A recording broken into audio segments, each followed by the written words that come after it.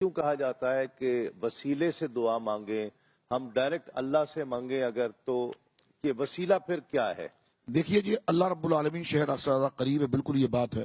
کعبۃ اللہ تو پھر بھی آپ جاتے ہیں، عرفات کے میدان میں پھر بھی آپ جاتے ہیں، مسجد کا رخ آپ پھر بھی کرتے ہیں، تو مسئلہ شہر سے قریب ہونے پر نہیں، مسئلہ اس کے راضی ہونے سے ہے۔ اللہ، وہ سنتا ہر جگہ سے ہے لیکن راضی کہاں سے ہوتا ہے یہ دیکھا جائے۔ کیا بات! تو کہنے کا مقصد یہ ہے کہ جو اس کے رضا کے ذرائع ہیں، جس کو اس نے اپنی رضا اور جلد قبولیت کے آثار جو اس نے خود ذکر فرمائے، اس کے ساتھ تمسک کیا جائے۔ وسیلے کی ضرورت اللہ رب العالمین کو نہیں ہے کہ وہ بغیر واسطے کے ہمیں دے نہیں سکتا، بلکہ اللہ رب العالمین جل وعلا کی یہ مجبوری نہیں، مجبوری ہماری ہے کہ ہم بغیر واسطے کے لے نہیں سکتے۔ سب سے پہلے دیکھیے جب حضرت آدم کا تعارف ہوتا ہے تو اللہ رب العالمین جل وعلا ذکر فرماتا انی جاعل فی الارض خلیفہ، میں زمین میں اپنا نائب بنانا چاہتا ہوں۔ نائب کس کو کہتے ہیں؟ وسیلے کو ہی کہتے ہیں، ذریعے کو ہی کہتے ہیں۔ یا اللہ جب تو براہ راست دے سکتا ہے تو نائب کیوں بناتا ہے؟ تو فرمایا میں براہ راست دے سکتا ہوں، تم لے نہیں سکتے، تو تمہاری کمزوری کی بنا پر حضرات انبیاء کرام کو درمیان میں واسطہ بنایا گیا۔ تو جب سب کچھ اللہ دے رہا ہے تو پھر انبیاء کا واسطہ کیوں ہے؟ ایک بات۔ پھر سب سے بڑی بات یہ کہ واسطوں کا انکار آپ کیسے کر سکتے ہیں جبکہ آپ عالم واسطہ میں رہتے ہیں؟ یہ عالم اسباب ہے۔ اسباب جو ہے وہ سبب کی جمع ہے۔ سبب واسطے کو کہتے ہیں۔ پیاس خدا بجھائے گا، پانی پینا پڑے گا، بھوک خدا ختم کرے گا، کھانا کھانا پڑے گا، ٹھیک ہے نا؟ تو اب آپ دیکھیے کہ جناب یہ خود ایک عالم واسطہ ہے کہ اللہ رب العالمین بغیر بادل کے بارش نہیں برسا سکتا؟ برسا سکتا ہے لیکن نہیں برساتا کا کیوں؟ میں نے کہا اس سے پوچھو، اس نے بنایا ایسا طریقہ ہے۔ تو آپ سوال کی طرف نہ جائیں، اس کے بنائے ہوئے طریقے پر جائیں۔ اللہ رب العالمین کیا حضور علیہ الصلوۃ والسلام کی شفاعت کے بغیر بندے کو نہیں بخش سکتا؟ بخش سکتا ہے، ہر شے پر قادر ہے وہ، لیکن نہیں بخشتا کیوں؟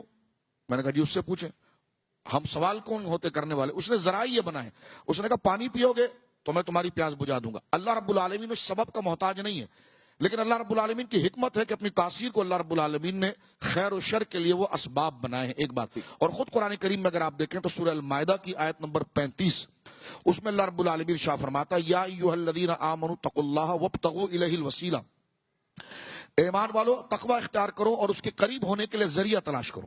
اب جلد بازی میں یہ کہنا ہے کہ وسیلہ قرآن میں کہیں نہیں لکھا ہوا، میں نے کہا یہ تو لکھا ہوا ہے، دیکھیے اب کہنے کہ نہیں اس سے مراد تو دعا ہے، اس سے مراد وظائف ہے، تو میں نے کہا دعا بھی خدا نہیں ہے، وظیفہ بھی خدا نہیں، یہ بھی تو غیر خدا ہے، تو ذریعہ تو یہ بھی بن گیا۔ تو جب نماز ذریعہ بن سکتی ہے تو جس کے صدقے نماز ملی وہ ذریعہ کیوں نہیں بن سکتا؟ بے شک، سبحان تو اللہ۔ یہ صحابہ کرام رضوان اللہ اجمعین کا طریقہ کار رہا ہے۔ بلکہ ایک روایت میں یہاں پر پڑھ دیتا ہوں، حضرت فاروق اعظم رضی اللہ تعالیٰ عنہ وارضاہ عنہ کی روایت ہے، یہ بخاری شریف کے اندر موجود ہے۔ جب سن 18 یا 19 ہجری میں جب عام الرماد جس کو کہتے ہیں شدید ترین قحط مدینہ منورہ میں پڑ گیا تھا کہ ہر چیز بے جان ہو گئی تھی، تو حضرت فاروق اعظم رضی اللہ تعالیٰ عنہ خود جو مستجاب الدعوات ہیں اور بڑا مرتبہ رکھتے ہیں، تو آپ نے نماز استسقاء پڑھائی۔ نماز استسقاء سے مراد بارش کی نماز پڑھائی۔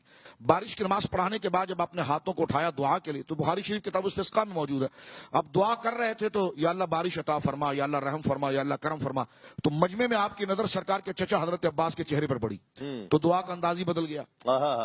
کیا اب دعا کے الفاظ کہتے ہیں اللہم انا نتوسل الیک، اللہم انا نتوسل الیک بعم نبینا، اے اللہ ہم تیری بارگاہ میں، نتوسل میں نہیں، ہم سارے صحابہ، نتوسل جمع کا صیغہ ہے نا، جمع متکلم، نتوسل الیک ہم تیری بارگاہ میں وسیلہ پکڑتے ہیں، بعم نبینا تیرے نبی کے چچا کا، فسقنا بارش نازل فرما، فیسقان بارش نازل ہو گئی۔ سبحان اللہ۔